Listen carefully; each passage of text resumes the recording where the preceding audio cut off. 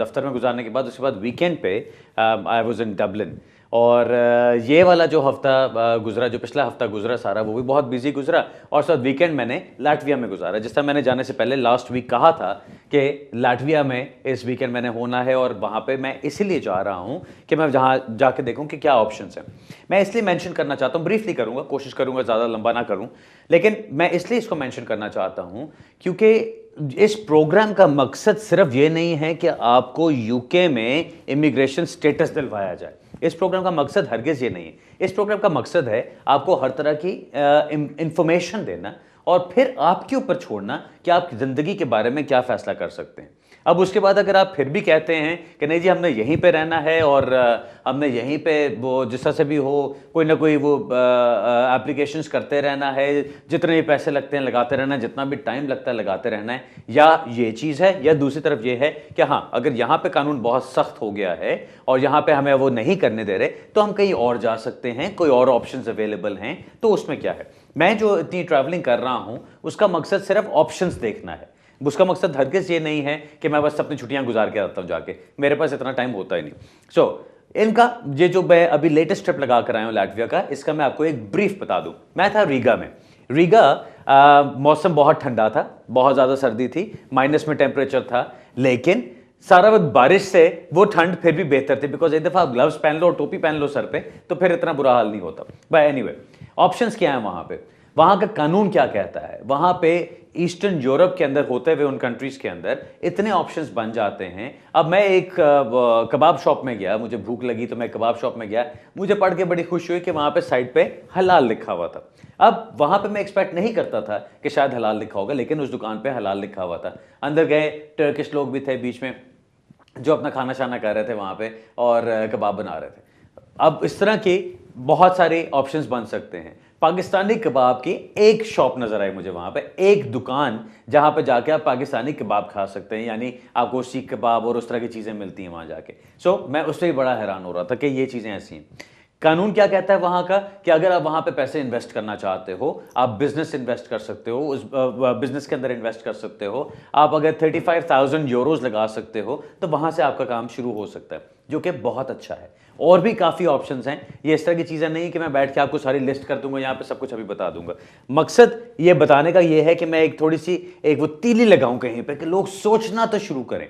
इस वक्त मैं जब भी बात करता हूं यूरोप की तो लोग घूम फिर के अच्छा वो तो सब ठीक है जी, यूके में क्या हो सकता है, हर कोई इस तरह से पूछता है। मैं ऑप्शंस आपको ये देना चाह रहा हूं कि यूके में आप स्टूडेंट है, फॉर एग्जांपल आप स्टूडेंट है यहाँ पे, आप यहाँ पर आके अपने कॉलेज में जा रहे हैं, आप एक दिन जाते हैं, पता चलता है जी कॉलेज रजिस्टर से उड़ गया है, आपकी फीस सारी चली गई और अब और कुछ भी नहीं हो सकता। होम ऑफिस का आपको थोड़े दिन बाद लेटर आया था कि जी 60 दिन है आपके पास, इन 60 दिन के अंदर अपना कोई फैसला कराओ, अपनी कोई और एप्लीकेशन करो, अदरवाइज लीव द कंट्री। अब वो 60 डेज के अंदर आप किसी और कॉलेज में जाते हैं, आप किसी और कॉलेज में जाके फीसें जमा कराते हैं, कैश लेटर लेते हैं, फिर वीज़े के लिए अप्लाई करते हैं, मेंटेनेंस वगैरह दिखाते हैं और फिर आपको वीज़ा मिलता है। अब उस दिन मैं एक कपल से बैठ के बात कर रहा था साउथ हॉल ऑफिस में जो लास्ट थर्सडे। सो उनसे बात कर रहा, मैं कहा अच्छा आपका अगले साल के लिए कितना खर्चा है एक्सटेंशन के लिए। वो बंदे ने सारा, हस्बैंड ने मुझे कैलकुलेट करके बताया कि तकरीबन 11,000 पाउंड का खर्चा है, और इसमें अभी होम ऑफिस की फीसें नहीं है और वकील की फीस नहीं है एप्लीकेशन करने के लिए। ये उनकी कॉलेज की फीस है, कॉलेज से जो उनका जो पिछले उनका अमाउंट रहता है वो सारा। अब 11,000 पाउंड लगा के आप स्टूडेंट वीज़ा एक्सटेंशन करवा रहे हो कुछ महीने के लिए, जिसके बाद अगले साल आपको फिर दोबारा से एक्सटेंशन करनी पड़ेगी जब आप इतना ही पैसा दोबारा लगाओगे। अब अगर आप इस तरह का पैसा लगा के और आपको जॉब दी जाए वहां पे, आप फैमिली के साथ वहां प्रॉपर लीगल वर्क परमिट के ऊपर जाते हैं, आपके पास एक्चुअल जॉब है, ये नहीं कि सिर्फ कागज बेच आपको एक जॉब बेच दी गई, नहीं, आप एक्चुअली जाते हैं वहां पे, एक्चुअली जाके आप जॉब करते हैं, उस जॉब पे रोजाना आपने सुबह पहुंचना है, शाम को फारिग होना है या शाम को या जो भी आपका टाइम होता है, और आपको वेजेस मिलते हैं वहां पे, आप टैक्स पे करते हैं वहां का, और 5 साल के बाद आपको वहां का परमानेंट रेजिडेंस मिल जाता है। तो क्या बहुत बेहतर नहीं? अब वहां पे आपने 5 साल लीगली गुजारे, हर साल अपनी छुट्टियां भी की, बाहर बच्चों के साथ भी गए, जो भी करना है, एक नॉर्मल इंसान की जिंदगी गुजारो, वो बहुत बेहतर है। अब लोग कहते हैं जी डिफिकल्टी लैंग्वेज की, मैं खुद इसीलिए गया कि मैं जाके खुद देखूं ये चीजें, सुनी सुनाई बातें तो बड़ी होती हैं, मैंने एक दिन भी वहां पे मुझे कोई ऐसी प्रॉब्लम नहीं हुई कि मैं लोगों से बात ना कर सकूं। आप टैक्सी में बैठो, बंदा इंग्लिश बात कर रहा है। आप किसी दफ्तर में जाते हो, लोग इंग्लिश में बात कर रहे हैं। आप किसी बस स्टॉप पे भी खड़े बस के इन्फॉर्मेशन लेना चाहते हो, वहां पे भी आपको इंग्लिश में बात कर रहे हैं। आप किसी रेस्टोरेंट में जाते हो, वहां पे भी इंग्लिश में बात हो रही है। सो एयरपोर्ट से लेके होटल तक, होटल के अंदर भी सारा स्टाफ, हर जगह, बाहर इधर उधर, हर जगह लोग इंग्लिश बोलते हैं। ठीक है, टूटी फूटी इंग्लिश ही बोलते हैं बीच में, लेकिन अगर आपका गुजारा हो जाता है और आप वहां पे लैंग्वेज को पिकअप करना शुरू कर देते हैं, तो उससे बेहतर क्या चीज है। मकसद कहने का और इसको सारी चीज को बताने का, इतना टाइम गुजारने का, ये 5 मिनट जो मैंने गुजारे हैं, वो इसलिए मैं सिर्फ किया कि मैं हर महीने ट्रैवल कर रहा हूं डिफरेंट यूरोपियन कंट्रीज में, यही ऑप्शंस देखने के लिए। जब एक दफा मेरी कंप्लीट लिस्ट कंपाइल हो जाती है, फिर मैं एक सूटेबल कैंडिडेट को लेके, उसकी सूटेबल कंट्री को देखते हुए, उसके फंड्स को देखते हुए, मैं आपके लिए ऑप्शंस तैयार कर सकता हूं। और ये चीज हम अब करना चाह रहे हैं कि लोगों को पता चले कि उनके लिए क्या क्या डिफरेंट ऑप्शंस अवेलेबल हैं, बजाय इसके कि वो बेचारे बस एक ही कि जी यूके में क्या हो सकता है, या 2 लाख पाउंड किसी तरह से दिखा के एंटरप्रेन्योर पे आ जाओ। अब वो भी अभी तक वही मेंटालिटी चल रही है कि जी बस पैसे दिखा दिए, किसी के पैसे, किसी की बैंक स्टेटमेंट लेके दिखा दी, और जिससे नजर आ गया कि आपके पास 2 लाख पाउंड है तो बस वीजा लग गया तो काम हो जाएगा। नहीं, क्योंकि जब आप यहां पर आएंगे, वो 2 लाख पाउंड आपको इन्वेस्ट करना पड़ेगा, अगले 5 साल इन्वेस्ट करना पड़ेगा। अगर आप वो नहीं रखते तो आपका वीजा फाइनली नहीं होगा, आपको इंडेफिनेटली नहीं मिलेगी। जब वो नहीं होगी तो ये सारा कुछ करना, इतने पैसे लगाना, उसका क्या फायदा। प्लस अगर आपके पास एंटरप्रेन्योर का वीजा है तो आप कहीं और काम नहीं कर सकते, आपको कुछ और अलाउड नहीं है। आप ट्रैवल करेंगे तो आपको एयरपोर्ट पर रोक लिया जाएगा। इन सब चीजों के होते हुए फिर भी लोग क्यों जाके इतने हजारों पाउंड खर्च करके ये वीजा लगवा लेते हैं, मुझे समझ नहीं आती। उसी तरह से ये जो शादियों की बातें होती हैं कि जी बस शादी करा लो, शादी करा लो, शादी करा लो, हर चीज उस तरह से नहीं चलती। एक साहब आ जाके पूछ रहे थे, हाँ जी मैं शादी करना चाह रहा हूं, बस वो लड़की इंग्लिश नहीं बोलती जी। अब बंदा उसकी शक्ल देख रहा है कि यार आप क्या बात कर रहे हो, क्या आप उसकी लैंग्वेज बोलते हो। पोर्चुगीज लड़की है, वो पोर्चुगल रहती रही है सारी जिंदगी, वो पोर्चुगीज लैंग्वेज बोलती है या स्पेनिश बोलती है, जो कुछ भी बोलती है। आपके पास वो आके आपसे मोहब्बत कैसे हो गई जी, आपने इकट्ठा रहना कैसे शुरू कर दिया, आपका इकट्ठा रिलेशनशिप इतना कैसे डेवलप हो गया कि आपने शादी करने का फैसला कर लिया। शादी का कॉन्सेप्ट ही चेंज कर दिया गया है जब यूरोपियन नेशनल से शादी की बात आती है। सो इन चीजों को सोचें कि इनके अंदर कुछ नहीं रखा। जब ये बंदा जब जाएगा उसको, खतून को लेके, और रजिस्ट्रार को नजर आया कि जी ये इंग्लिश बोल रहा है और वो आगे से पोर्चुगीज में बात कर रही है, दोनों का आगे से कोई कनेक्शन नहीं, कोई जवाब नहीं बन रहा, कोई जवाब नहीं बन रहा, तब इमिग्रेशन वालों को बुलाया जाएगा कि जी आके देखो ये शैम मैरिज हो रही है यहाँ पे। सो उन सब चीजों में फंसने की बजाय एक लीगल काम करें, एक लीगल तरीके से बाकी जो यूरोपियन कंट्रीज हैं वहां पे जाने का देखो। वहां पे जब आपका काम एक दफा हो जाता है, आपको 5 साल के बाद परमानेंट रेजिडेंस मिल जाता है। उसके बाद किसी कंट्री में 7 साल है, किसी कंट्री में 6 साल है, किसी कंट्री में 10 साल है, जहां की भी आपको नेशनैलिटी मिलती है, उस नेशनैलिटी के बाद फिर आप जाके यूरोप में जहां मर्जी जाए, फिर बेशक यूके में आ जाए, लेकिन इज्जत से और सही तरीके से हैं। सो वो बहुत बेहतर ऑप्शन रहेगा। एनीवे, बातें चलती रहेंगी इन चीज़ों के ऊपर, आगे चलेंगे। अभी कुछ जल्दी से कुछ अनाउंसमेंट करता चलूँ। एक केस हम अक्सर बातें करते हैं उसके बारे में, रॉड्रिगेज के बारे में। रॉड्रिगेज के अंदर जो एविडेंशियल फ्लेक्सिबिलिटी की बात थी, उस पर हम बात करते होते थे कि आपने एप्लीकेशन की, आपकी एक गलती हो गई, कोई एक चीज़ बीच में मिस हो गई, कोई चीज़ रह गई। अब होम ऑफिस के ऊपर उनकी अपनी पॉलिसी के मुताबिक ये चीज़ उनका फ़र्ज़ बनता है कि वो आपको इन्फॉर्म करें कि आपकी ये चीज़ मिस हो गई, आपकी कोई बैंक स्टेटमेंट एक पेज शॉर्ट है या कोई ऐसी चीज़ है, आप वो चीज़ हमें दे दें। अब ये एविडेंस जो आपने प्रोवाइड किया, उसकी एविडेंस की कोई अगर चीज़ मिसिंग है तो एक फ्लेक्सिबिलिटी होनी चाहिए होम ऑफिस के पास कि वो आपसे वो चीज मांग सकें। सो उसके एविडेंशियल फ्लेक्सिबिलिटी वाली पॉइंट ये था। और रॉड्रिगेज केस था जिसके अंदर अपर ट्राइब्यूनल की तरफ से कहा गया था कि हाँ ये बहुत अच्छी अप्रोच है और इसको हमेशा हर केस के अंदर अडॉप्ट किया जाना चाहिए। और हम अक्सर कोर्ट में जाके इस केस का हवाला देते हैं और कहते हैं कि जी पॉइंट्स बेस्ड सिस्टम की एप्लीकेशन थी, उसके अंदर ये एक चीज थोड़ी सी मिसिंग रहेगी, लेकिन रॉड्रिगेज के मुताबिक एक एविडेंशियल फ्लेक्सिबिलिटी की बात है कि इसको एक्सेप्ट कर लेना चाहिए। अनफॉर्चुनेटली इस कॉमन सेंस अप्रोच को कोर्ट ऑफ अपील की तरफ से जज ने रिजेक्ट कर दिया और उन्होंने ये केस एक तरह से ओवरटर्न कर दिया और उन्होंने कहा कि नहीं, ये एविडेंशियल फ्लेक्सिबिलिटी वाली बात हर जगह नहीं चल सकती। अगर आपने एप्लीकेशन की और एप्लीकेशन करने के वक्त आपका कोई फ्लॉ रह गया तो आप उसको फ्लॉ को बाद में ठीक नहीं कर सकते ये कह के कि हाँ जी हमसे गलती होगी। फिर आपको नई एप्लीकेशन डालनी पड़ेगी। अब ऑब्वियसली जो यहाँ पे आर्ग्यूमेंट आती है वो ये कि उस नई एप्लीकेशन के लिए हो सकता है आपके पास जो जिस सिचुएशन में से आप गुजर रहे हैं उस पर आप नई एप्लीकेशन नहीं डाल सकते, या हो सकता है आपको अपील का राइट ना मिले, या हो सकता है आप कोई और बड़े प्रेशियस राइट्स लूज कर दें। लेकिन जज ने कहा कि नहीं, ये सब कुछ पहले सोचना चाहिए, सो एप्लीकेशन डालने से पहले इन सब चीज़ों का फैसला करो। ये एक डिफिकल्ट डिसीजन है जो मुझे अभी तक हजम नहीं हो रहा। आई रियली होप कि इसको हाउस ऑफ लॉर्ड्स में चैलेंज किया जाए और इसको आगे लेके जाया जाए। कुछ गाइडेंस की बात हम करते हैं जुडिशियल रिव्यू के केसेस के अंदर। अभी जो जुडिशियल रिव्यू की आप एप्लीकेशन करें तो अक्सर आपको आगे से लेटर आ जाता है ट्रेजरी सोलिसिटर्स की तरफ से कि जी हमें 21 दिन की एक्सटेंशन चाहिए, हमारा क्लाइंट अभी रेडी नहीं है एप्लीकेशन का जवाब एक्नॉलेज करने का और डिफेंस फाइल करने का। 1 2 3 4 दफ़ा 5 दफ़ा ये चीज़ें चल रही थी और कोर्ट से वो कंसेंट कराते रहते थे। अब नई गाइडेंस जो आई है वो कहती है कि जी एक दफ़ा तो वो कर सकते हैं, दूसरी दफ़ा करना है तो उनको बहुत अच्छे रीजंस देने पड़ेंगे कि ऐसी क्या वजह है कि वो अभी भी आपके केस को एक्नॉलेज नहीं कर सकते और डिफेंस फाइल नहीं कर सकते।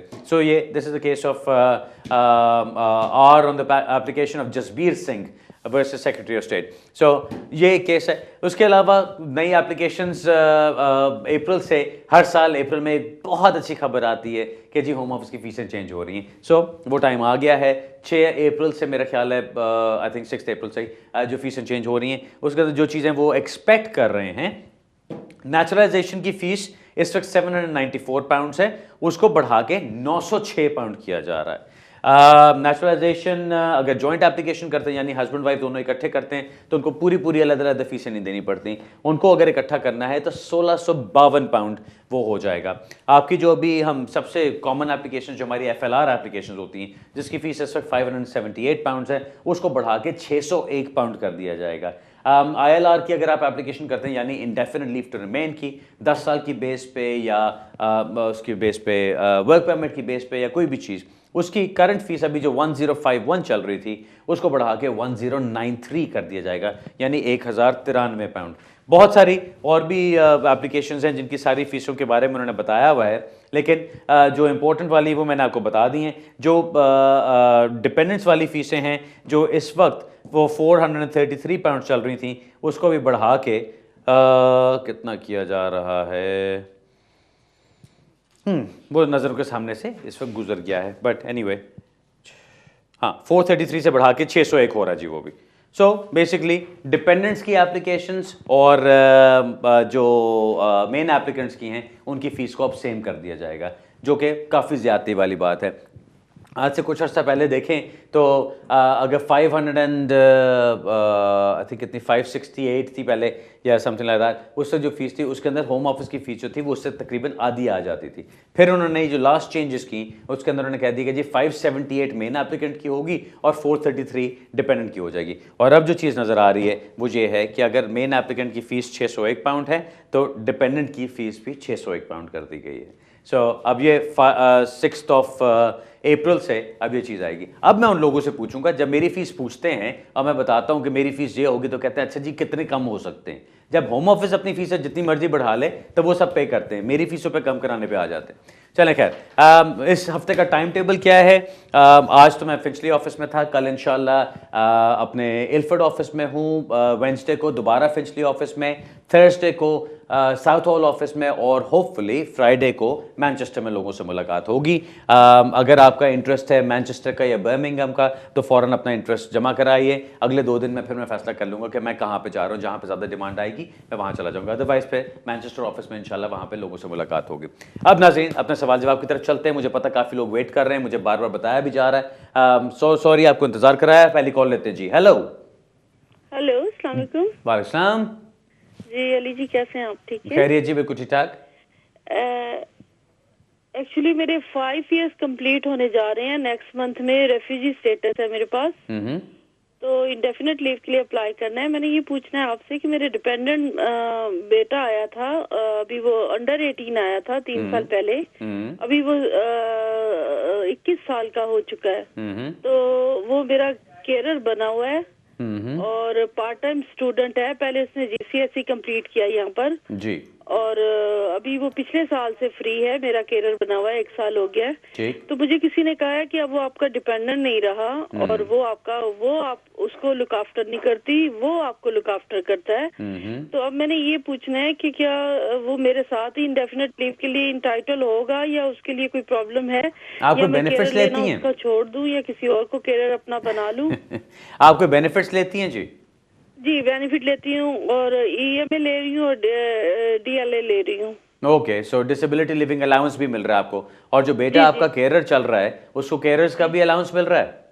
जी, उसको मिल रहा है, इनकम सपोर्ट वो ले रहा है और केरर अलाउंस ले रहा है। ओके, ये आपने बहुत बड़ी गलती की है। जो आपको बताया गया है, आमतौर पर ये होता है कि आम कोई लोग आपको कोई मशवरा देते हैं तो मैं कहता हूँ अच्छा वो वकील हैं या उन्होंने सही बात बताई कि नहीं, लेकिन यहाँ पे जो आपको बताया गया वो सही बात कह रहे हैं, क्योंकि जब आपने डिसेबिलिटी लिविंग अलाउंस लेना शुरू किया उसमें तो कोई मसला नहीं, आप मेन एप्लीकेंट है, आपको कोई इशू नहीं है उसके अंदर। लेकिन जो आपका बेटा है जो आपके डिपेंडेंट के तौर पर चल रहा था, उससे कोई फर्क नहीं पड़ता कि वो 18 से ऊपर चला गया, एज लॉन्ग एज उसको ओरिजिनल एप्लीकेशन करने के वक्त या ओरिजिनल स्टेटस मिलने के वक्त उसकी उम्र 18 से कम थी तो दैट वाज फाइन, वो आपका अभी भी डिपेंडेंट रह सकता था। अगर वो स्टूडेंट के तौर पे चल रहा होता अभी भी, तब भी कोई मसला नहीं था, वो स्टूडेंट के तौर पे चलता रहता, देयर वाज नो इशू। लेकिन ये जो चीज आपने की कि उसने वो आपका केयरर बन गया और अब उसको केयरर्स अलाउंस भी मिल रहा है और उसको इनकम सपोर्ट भी मिल रही है, इसका मतलब वो अपनी एक इंडिपेंडेंट फाइनेंशियल स्टैंडिंग पे आ गया, यानी फाइनेंशियली वो अपने आप को खुद लुक आफ्टर कर रहा है, आप उसको लुक आफ्टर नहीं कर रहे। जब वो चीज है तो फिर वहां पर डिपेंडेंसी आपकी खत्म हो जाती है। सो जब आप अप्लाई करेंगे इंडेफिनिट लीव के लिए, उस वक्त अगर आपने ये चीज़ उनको सारा उनको पता चलता है कि जी बेटा आपका केरर है और सारा कुछ चल रहा है ये, तो फिर वो आपको रिफ्यूज़ कर देंगे, उसके बाद आपके बेटे को इंडेफिनिट लीव साथ नहीं मिलेगी। हाँ, जिस तरह से आपने कहा कि अच्छा उसको मैं हटा देती हूँ, कोई और केरर बन जाता है और फिर चलते हैं, उसमें भी कोई गारंटी नहीं है जी, क्योंकि फिर आप एक तरह से बस उनकी नज़रों में सिर्फ धूल झोंक रहे हैं, क्योंकि आपने ऑलरेडी केरर बेटे को बनाया है, उसको केरर्स अलाउंस भी मिल रहा है, उसको इनकम सपोर्ट भी मिल रही है, दैट मीन्स कि वो अपने आप को लुक आफ्टर कर सकता है फाइनेंशियली। अब वो अपनी चॉइस से उसको छोड़ के और किसी और को वहां पे खड़ा कर दे और खुद कहे कि अच्छा मैं तो माँ का डिपेंडेंट हूं, तो शायद वो बात दोबारा ना चल सके। हाँ, पहले से चलता आ रहा होता तो शायद बेहतर था, लेकिन अब अगर आप उसमें कोई चेंज लेकर आती हैं तो थोड़ा सा मुश्किल होगा। इम्पॉसिबल मैं इसलिए नहीं कहूंगा कि मुझे नहीं पता आपने क्या करना है, कल को आपने किसी और तरीके से काम करा लिया तो आप कहेंगे जी देखो बुखारी हमें बकबक कर रहा था, सो तो कुछ पता नहीं।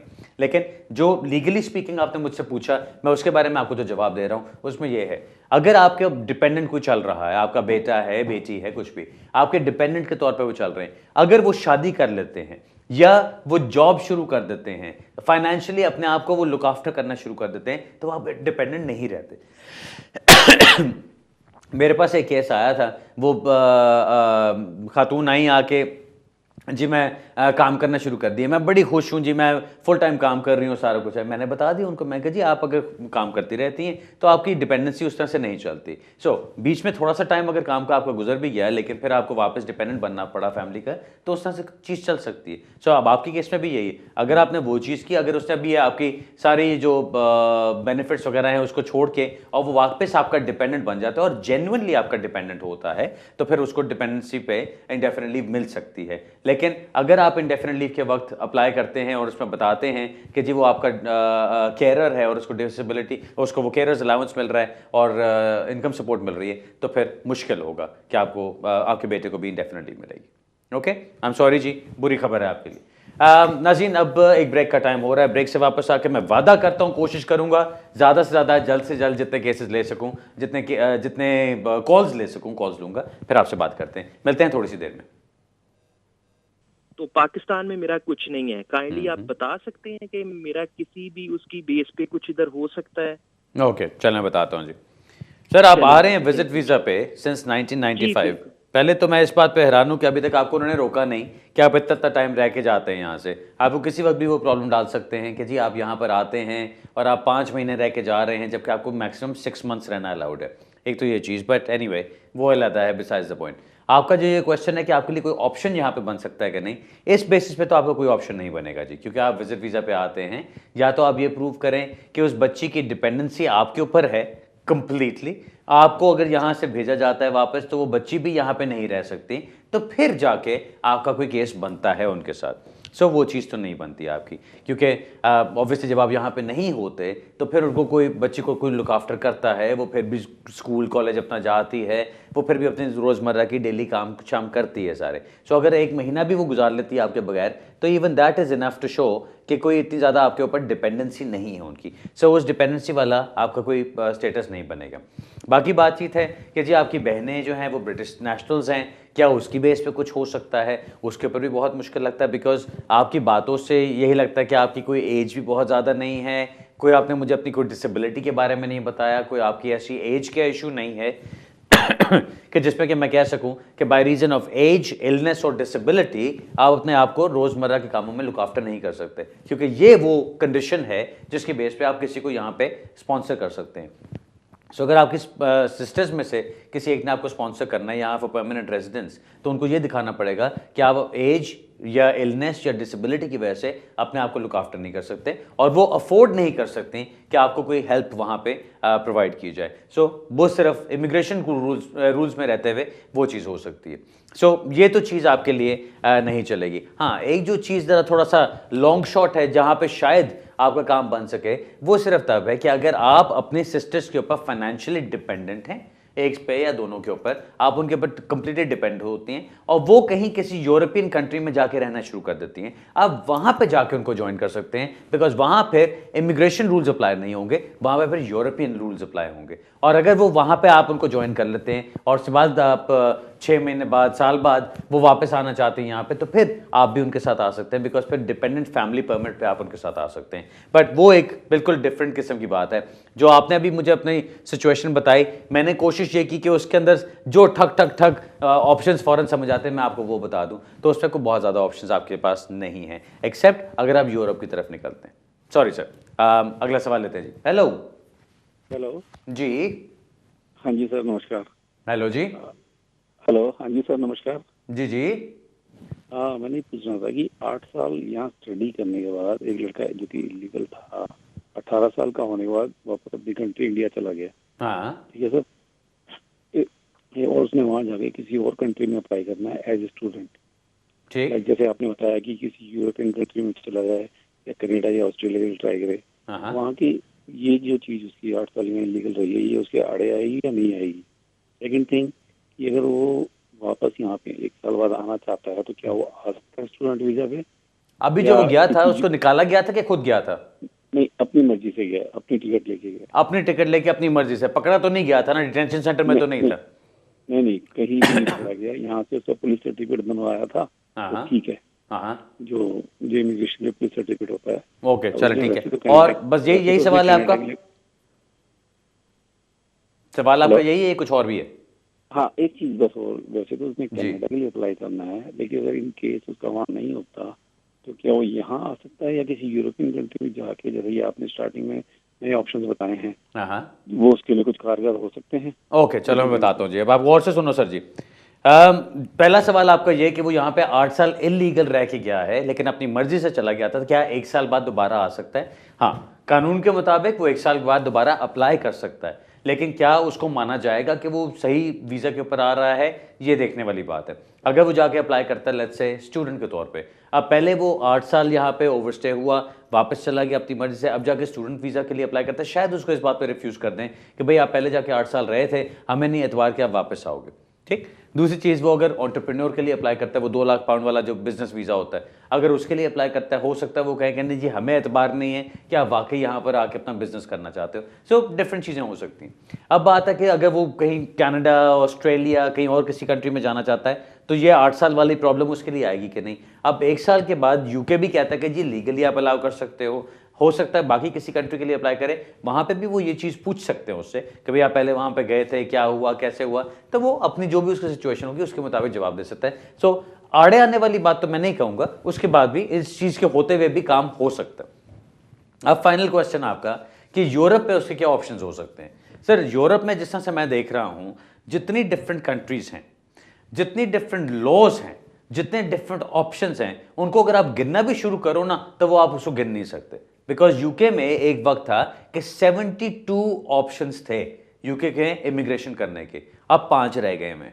सो अगर आप उस तरह से देखो कि बाकी यूरोप में क्या है, डिफरेंट कंट्रीज हैं। अब मुझसे एस्टोनिया के बारे में पूछो, एस्टोनिया के बारे में मैं आपको बता सकता हूँ कि अगर आप वहाँ पे इन्वेस्ट करना चाहते हो, वहाँ पे वर्क परमिट पे जाना चाहते हो, या वहाँ पे आप कोई बिजनेस सेटअप करना चाहते हो, तो वो 3 डिफरेंट चीज़ें हैं। आप लैटविया की बात करो, लैटविया के अंदर सबसे कॉमन चीज़ इस वक्त क्या चल रही है, 1.5 लाख यूरो इन्वेस्ट करो और आपको उस रियल एस्टेट को खरीदने के ऊपर आपको रेजिडेंस परमिट मिल जाता है। 1.5 लाख इन्वेस्ट करने पे सिर्फ, बहुत आसान है। उसी तरह, और उसमें फायदा सबसे बड़ा क्या है, आपके पास प्रॉपर्टी भी है, प्रॉपर्टी भी आपकी होगी। अब आप वहां पे रहते हैं, आपको 5 साल के बाद वहां का रेजिडेंस परमिट भी मिल जाता है। सो ये वो चीजें हैं कि जिसको आप देख सकते हो। अब इसी तरह से आप रोमानिया में देखो या बल्गेरिया में देखो, वहां पे डिफरेंट ऑप्शंस अवेलेबल हैं। इसी तरह आप अभी चेक रिपब्लिक का मैंने नहीं देखा, मैं वो भी देखूंगा फिर बताऊंगा, लेकिन फिलहाल एस्टोनिया और जो लाटविया और लिथुआनिया, ये 3 कंट्रीज हैं जो बिल्कुल साथ साथ हैं। लिथुआनिया में लाटविया से भी ज़्यादा आसान है जाके रहना, और वहाँ पे आपका रेजिडेंस परमिट भी हो जाता है। और प्लस यहाँ पे जो लाइफ चल रही है इससे डिफरेंट है वहाँ, लेकिन एक आई डोंट नो किस तरह से कहूँ, एक वुसअत है, एक खुलापन है उस लाइफ के अंदर जो यहाँ पे अब नहीं नजर आता। यहाँ पे आप खबरें उठा के देखो, अखबारें उठा के देखो, हर जगह कोई ना कोई किसी के पीछे पड़ा हुआ है, कोई ना कोई लान तान हो रही है, कोई अब वो जो ये स्कैंडल्स चल रहे हैं आजकल, तो जिस वक्त अखबारें वो खबरें सुन रहे हो, ये जो सारे 70s के और 60s के और 80s के जी पुराने सेक्सुअल असॉल्ट्स और ये वो उनके पीछे लगे हुए, और भाई सारा वक्त उसी के पीछे। आप रेडियो आराम से बैठ कर तमीज से नहीं सुन सकते, क्योंकि हर वक्त कोई ना कोई ये डिटेल्स चल रही होती है उसके ऊपर। आप कोई और उठा के देखो, रेसिस्ट कमेंट्स क्या हैं, वो क्राइम कितना ज़्यादा हो रहा है, किसने किसको मार दिया, किसने किसी के ऊपर क्या इल्ज़ाम लगा दिए, वही चीज़ें चल रही हैं। सो अजीब एक वो घुटन सी होने लग गई। बट खैर शायद इसलिए कि मैं बहुत ज़्यादा इधर अभी ट्रैवल कर रहा हूँ, तो शायद मुझे इसलिए बहुत कुछ नज़र आ रहा है। लेकिन अब जैसा पिछले वीकेंड में डबलिन में था, खुश लोग हैं, हंसते खेलते लोग हैं, हर कोई गपशप करने को तैयार है। आपको देख के कोई घबराता नहीं है कि ये अभी उठा के बम चला देगा यहाँ पे, या अभी अल्लाह अकबर करके ये फाड़ देगा अपने आप को, ऐसी बात नहीं है। खुशी खुशी रहते हैं, अच्छी तरह जिंदगी गुजारते हैं, कोई गदबला नहीं है वहाँ पे। अभी मैं जो लाटविया में था, वहाँ पे भी इसी तरह का माहौल है, खुले डुले रहने वाले, हंसी खुशी में चलने वाले, हर कोई अपनी ज़िंदगी जी रहा है, खुश जी रहा है। और मौसम उधर उनका डिफरेंट है, ठंड है जिस तरह मैंने पहले बताया, लेकिन फिर भी लोग रह रहे हैं और बड़े अच्छी तरह से रह रहे हैं, वो उस लाइफ के मुताबिक चलते हैं। यहाँ बर्फबारी होती है, सब कुछ रुक जाता है, ट्रैवल केओस, कीचड़ हो गया, ये हो गया, गाड़ियाँ स्लिप कर रही हैं। वहाँ मैं देख रहा हूँ बसें भी चल रही हैं, ट्रेन भी चल रही हैं, जहाज़ भी चल रहे हैं, कोई प्रॉब्लम नहीं हो रही, क्योंकि वो उधर की लाइफ को यूज टू है।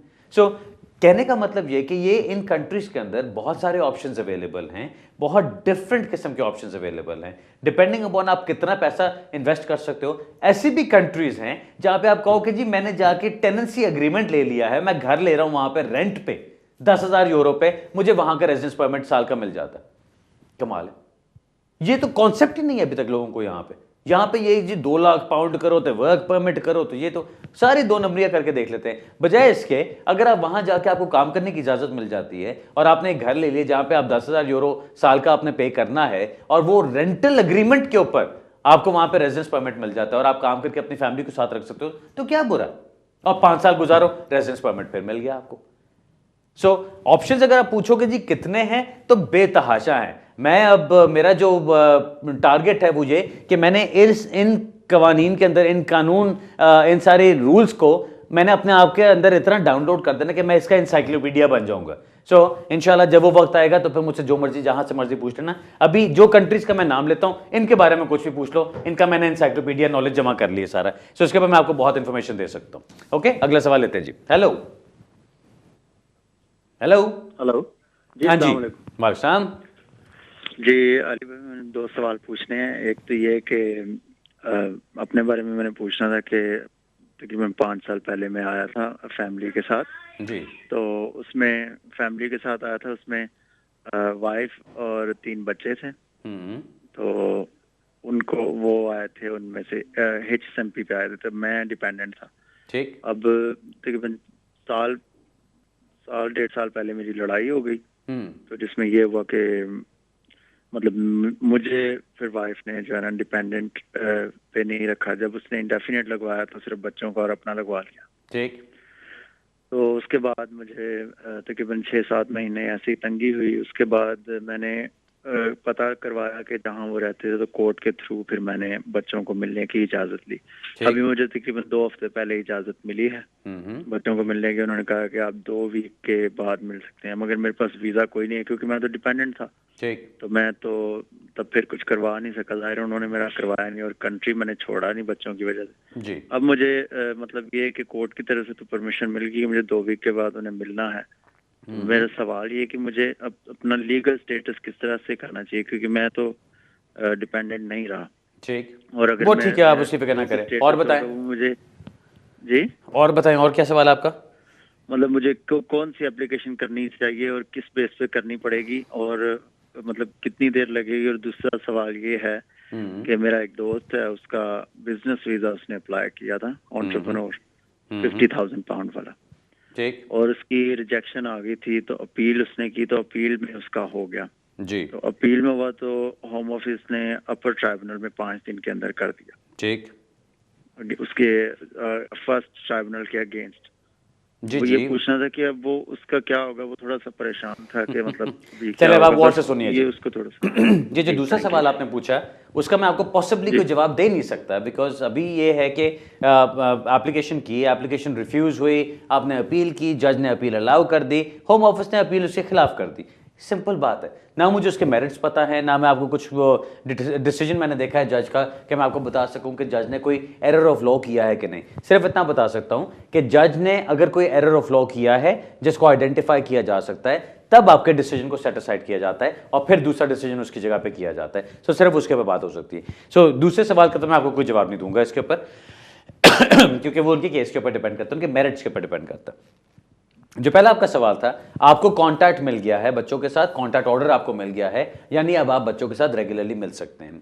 अब आपको जो एप्लीकेशन करनी चाहिए, मैं अगर आपकी जगह हूं तो मैं आपकी FLR एप्लीकेशन करूंगा और वो एप्लीकेशन, उसके अंदर बच्चों का सारा कॉन्टैक्ट ऑर्डर भी लगेगा, बच्चों की आपके साथ जो भी कॉन्टैक्ट चलता है उसका एविडेंस लगेगा, उसकी जो होम ऑफिस की फीस है, अगर आप 6 अप्रैल से पहले करेंगे तो 578 लगेगी, 6 अप्रैल के बाद करेंगे तो 601 पाउंड होगी। अब वो एप्लीकेशन जब आप करते हैं, उस एप्लीकेशन के अंदर आपसे फिर दोबारा पूछा जाएगा कि अच्छा आपका बच्चों के साथ कॉन्टैक्ट चल रहा है, कोई लेटर्स दें हमें, कोई फोटोग्राफ्स दें, कोई एविडेंस दें कि आप बच्चों के साथ कैसे मिल रहे हैं। अगर आपने वो सेटिस्फैक्टरी एविडेंस प्रोवाइड कर दिया तो क्योंकि आपकी वाइफ के पास और बच्चों के पास इंडेफिनिट लीव है, आपको भी वहां पे स्टेटस मिल सकता है, डिस्क्रेशनरी लीव मिल सकती है। आपको इंडेफिनिट नहीं मिलेगा, आपको सिर्फ डिस्क्रेशनरी मिलेगी। सो अगर करना चाहते हैं तो अपनी जो कॉन्टैक्ट, क्वालिटी ऑफ कॉन्टैक्ट है, उसकी बेस पे आपको स्टेटस मिलेगा आगे जाके, and the application has to be done properly. अब उसमें ये मत कीजिएगा, लोग अक्सर करते हैं अच्छा चलो जी पूछ लिया, अब जाके मैं खुद ही कर लेता हूं, कौन सी बड़ी बात है। डोंट डू दैट, ये टेक्निकल चीजें होती हैं, कोशिश कीजिएगा किसी वकील के थ्रू करें। मुझसे कराना चाहते हैं ऑफ कोर्स मेरे पास आ जाइएगा, अदरवाइज जो भी आपके नजदीक वकील आपको अच्छा कोई मिलता है उससे कराइएगा, बस मेक श्योर कि वो कानून को जानता हो कि क्या करना है। ऑलराइट सर, अगला सवाल लेते जी। हेलो। हेलो, अस्सलाम वालेकुम सर। वालेकुम सलाम।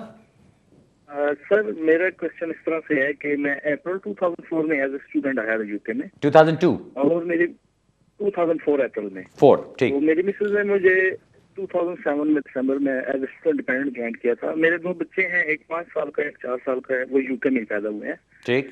तो अभी भी मैं स्टूडेंट हूँ, मुझे और मेरी मिसेज को अभी राइट ऑफ वर्क नहीं है। और हमारे जो वीजाज है ना, मेरे और मेरे डिपेंडेंट्स के, वो 31 मार्च नेक्स्ट मंथ एक्सपायर हो रहे हैं सबके। ठीक।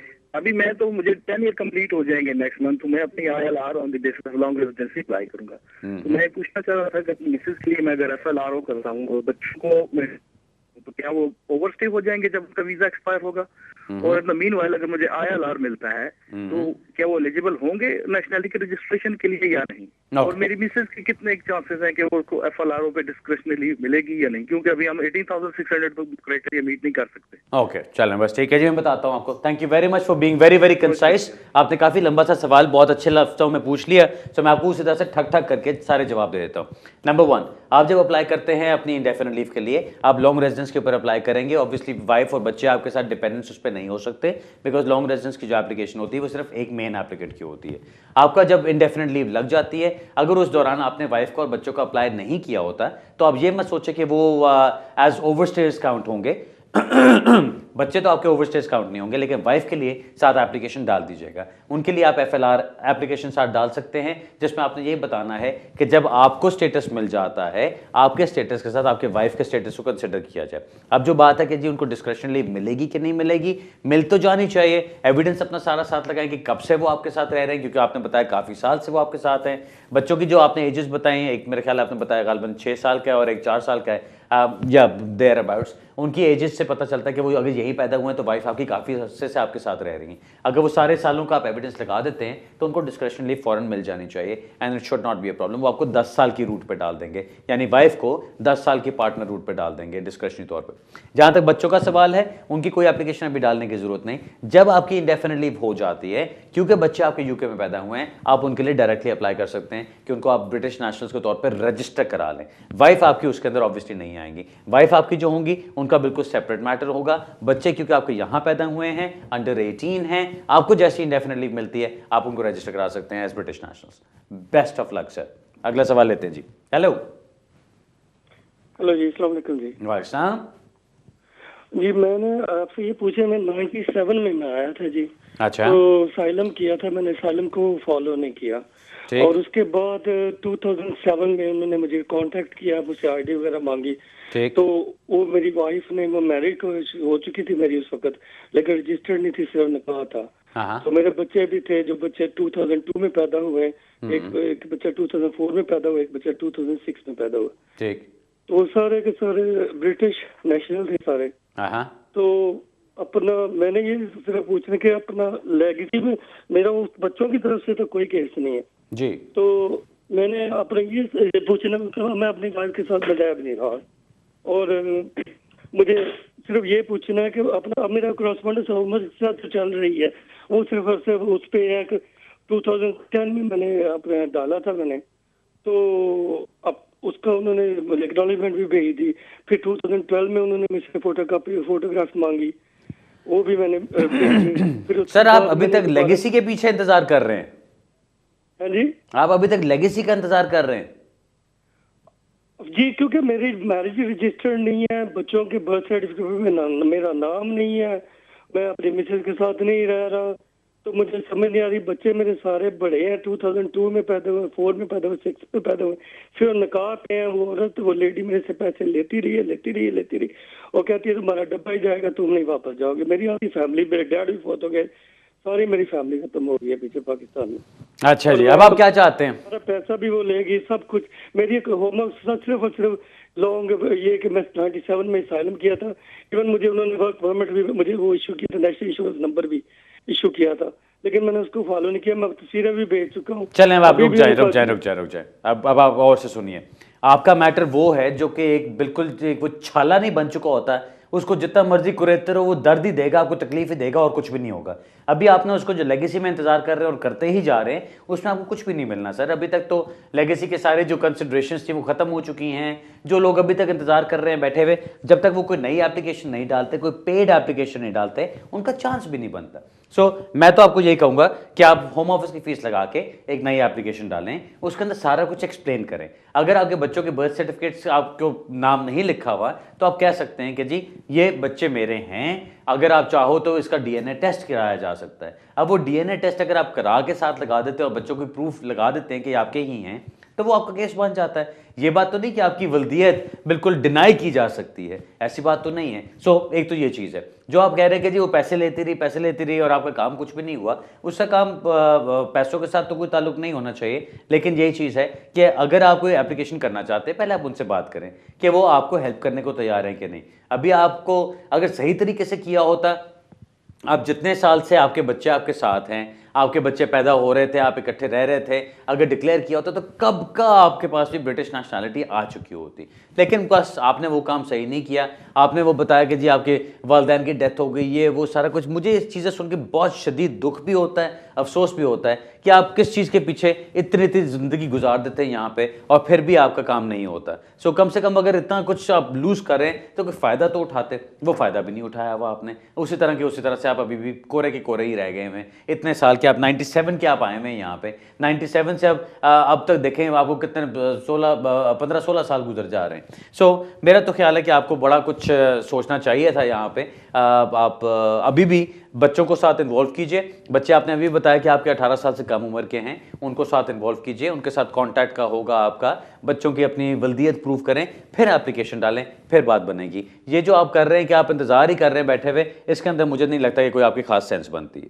ऑलराइट सर, अफसोस के साथ आपका जो सवाल सुना है मैंने, आपको मैं यही कहूँगा कि मेरे पास आना चाहते हैं तो ज़रूर मेरे पास आ जाएं, मैं इसको देख लेता हूँ क्या करना है, लेकिन कहीं ना कहीं आपको अपना केस डालना चाहिए। ओके जी। अगला सवाल, अच्छा सवाल का तो मेरे ख्याल अब टाइम नहीं रहा। मेरा ईमेल एड्रेस आपकी स्क्रीन के ऊपर आ रहा होगा।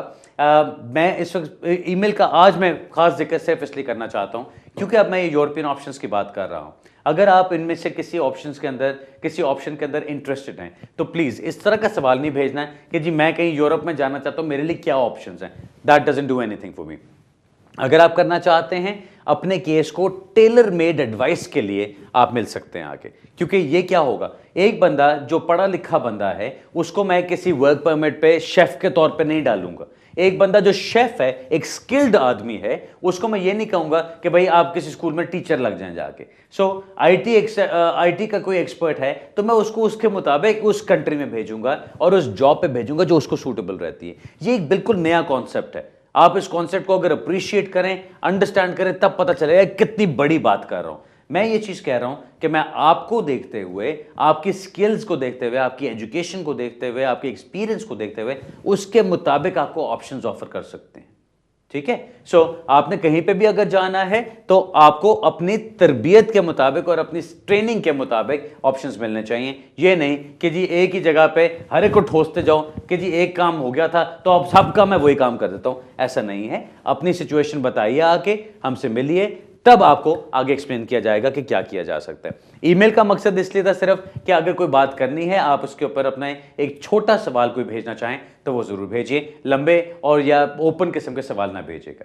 नाज़रीन, अगले हफ्ते इसी वक्त इंशाल्लाह दोबारा यहाँ पे मुलाकात होगी। तब तक के लिए इजाज़त चाहता हूँ। तब तक के लिए मुझे ढूंढना चाहें तो आपको मालूम है अब तो हमारा जो यूट्यूब पे भी हमारे सारे वीडियोस मौजूद हैं। आप सर्च करें तो मुझे बताया जा रहा है कि हमारी अप टू डेट सारी वीडियोस अब यूट्यूब पे मौजूद हैं। आप वहाँ से देख सकते हैं, मुझे आप मेरी वेबसाइट से ढूंढ सकते हैं और ऑफ कोर्स हमारे यूनिवर्सल नंबर से ढूंढ सकते हैं। अगले हफ्ते इंशाल्लाह दोबारा मुलाकात होगी।